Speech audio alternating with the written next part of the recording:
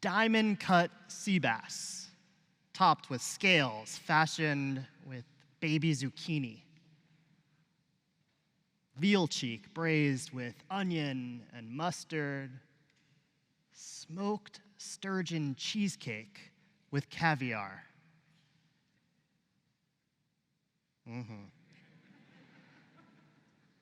Daniel Hume, the chef owner of Manhattan's acclaimed 11 Madison Park, is known for his 8-course, $335 per person tasting menu. Only the second American kitchen ever to be awarded the world's best restaurant, Hume's team has masterfully curated museum-quality cuisine for the world's most elite clientele for over a decade. So you can imagine the reaction he received this past spring when Hume announced that 11 Madison Park was going vegan, becoming the only 3-star Michelin restaurant, of which there are only 135 in the world, to remove meat and dairy from its menu.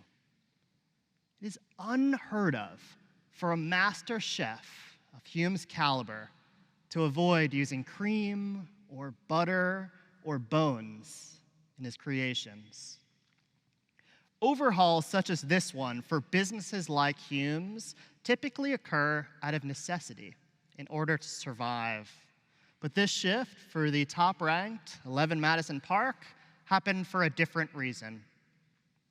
Shuttering the restaurant because of COVID-19 offered Hume an opportunity to hit pause, to take stock, and then to chart a new, old path for his career.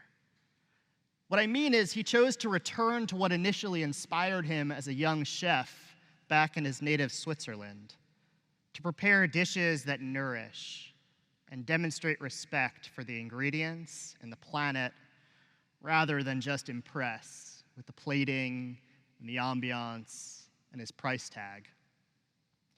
Hume capitalized on the disruption of the COVID-19 pandemic, not for financial reasons, but spiritual ones. He made the shift as a reinvestment in himself, finding passion again in his work. And in doing so, given his reputation, he may one day bring the restaurant business with him. The chef acted on what many have been saying for months. There is no going back to the way things were before the pandemic. As one public theologian recently reflected, it's a hard truth to swallow, but there won't be a return to normal. Instead, the opportunity before us today is to free ourselves from the world that was in the before times. For in truth, the reality is that what many of us thought of as normal before the pandemic was broken in many ways. And if we continue to barrel towards it with singular focus, a transformative future will be foreclosed to us all.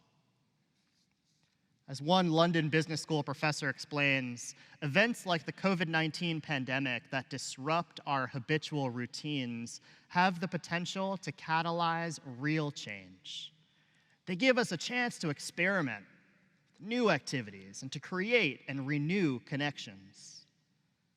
We have an opportunity to create a better post-pandemic world. This is actually what we mean by teshuvah. It's not just saying sorry and repenting, but this season we're invited to join in the actual recreation of our souls.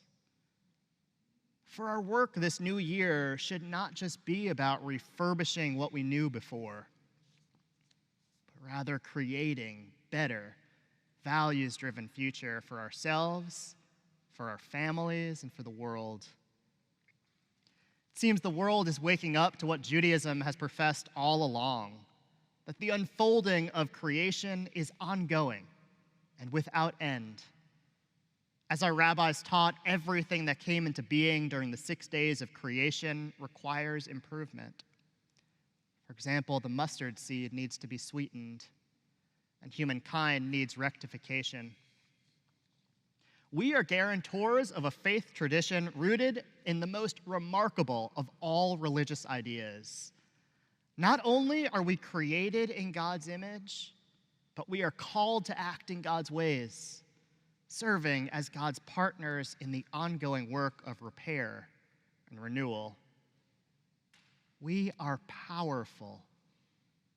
We can and we must change the world.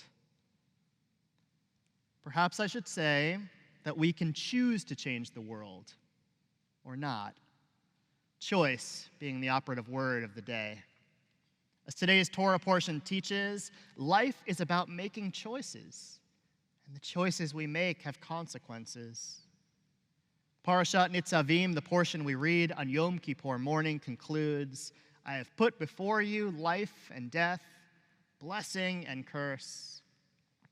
Uvecharta b'chaim. Choose life, thereby you shall long endure. This is not the kind of choice as in selecting between two dishes off a menu at your favorite restaurant. The kind of choosing that I'm talking about, choosing life, is much more than that. And our tradition reminds us again and again that the consequences of making the right choice here has the potential to change everything. That possibility to transform our lives is literally in our hands, if only we would choose it. As Rabbi Yisrael Salanter, the father of the Musar movement, taught, our world is a world of transition.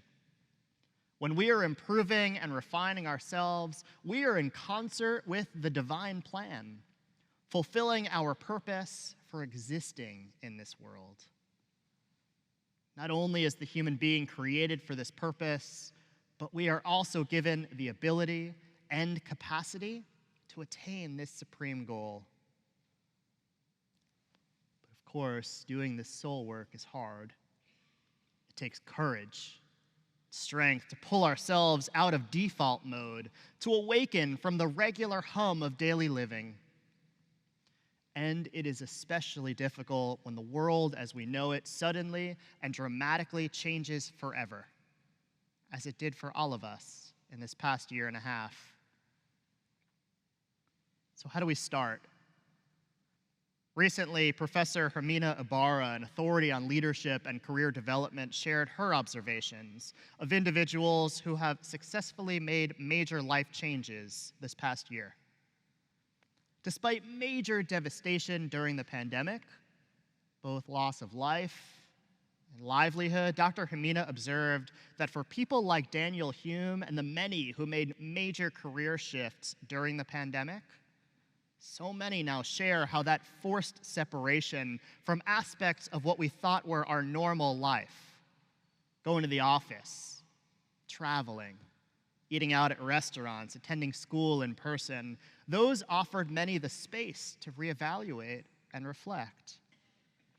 The physical distance offered a new vantage, which for many participants in Dr. Hermina's research opened doors to new possibilities. As the Talmud teaches, Mishaneh makom, mishaneh mazal.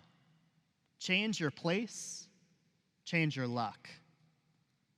That's good, Dr. Hermina explains. However, those who were really successful did more than just reflect and evaluate. We rarely think our way into new ways of acting.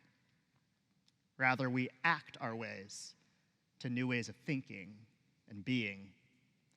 In other words, after taking stock, those who were really successful chose to act. As her data revealed, our ability to take advantage of habit discontinuity depends on what we do in that narrow window of opportunity that opens up after the routine-busting changes. Unlike God, we cannot speak or think things into being. The changes we wish for ourselves and the world, we must enact them. In so doing, taught Rabbi Abraham Joshua Heschel, it is in the deeds that human beings become aware of what life really is. of our power to harm and to hurt, to wreck and to ruin, and likewise our ability to derive joy, to bestow it upon others. The deed is the test, the trial, and the risk. Jewish tradition recognizes that this work is hard, and as such, it warns us of the power of default mode to coax us back into stagnation. Consider the story of Noah's Ark towards the very beginning of our Torah scroll. Noah, whose name means the one who will provide relief, was chosen by God among all people to help rebuild creation after the great flood. You know this story. The righteous Noah answers God's call to construct a great big ark so that he can save his family, along with 2 animals of every kind, returning them safely to dry land when the punishing floodwaters recede. Of course, afterwards, God blesses Noah, forging a special brit, or covenant, promising never again to destroy the earth. The world is refreshed, it's free from evil, and Noah walks away having learned an important lesson after quarantining with his family and the animals in his ark. But there's more to the story. Here's what you didn't learn in Hebrew school. The first thing that Noah does after the flood, he gets drunk.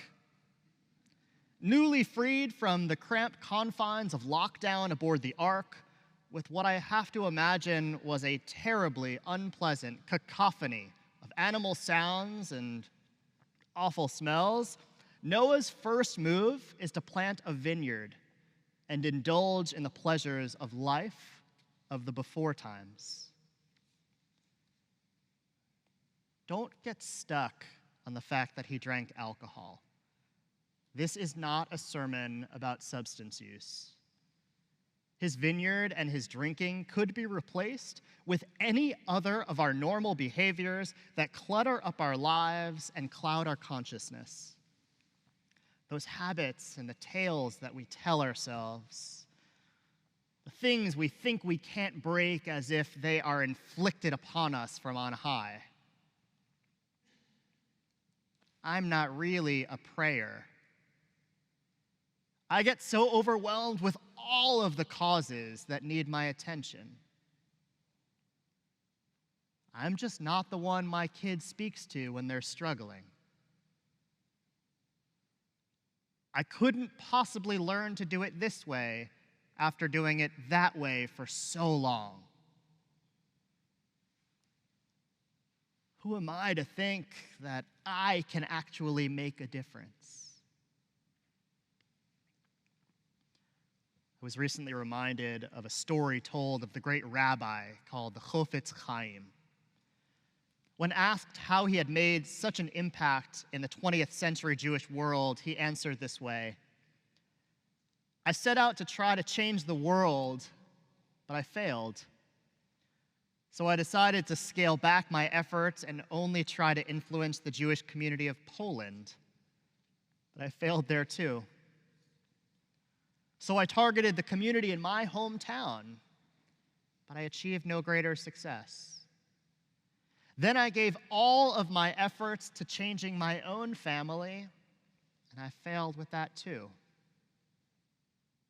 Finally, I decided to change myself, and that's how I had such an impact on the Jewish world. The truth of the matter is that the work of teshuvah starts with ourselves. It's never too late to change.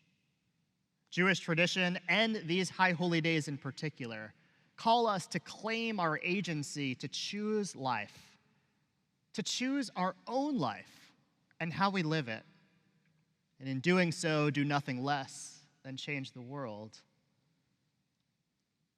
While this soul work can be hard, it is not impossible. For each of us already possess all of the tools that we need. As this morning's Torah portion tells us, this instruction is not too baffling for you. It's not beyond reach. No, the thing is very close to you. It's in your mouth. It's in your heart. Like Daniel Hume's major transformation this past year, or perhaps I should say rediscovery of what inspired his creativity in the first place, the changes that we seek in us, the key is we just have to muster the courage to embody them. The point is, we have all lived through this moment in time. And if we aren't already thinking about what's next, or how to find deeper meaning or connection, well, it's time. A third nudge from today's Torah portion. The repetition of the Hebrew word hayom, today. You stand here today, all of you, to enter into the covenant which your God has concluded with you today. Hayom, today is precisely the time to wake up to the urgency of our soul work. There is no better time than Hayom, today. Hayom, right now.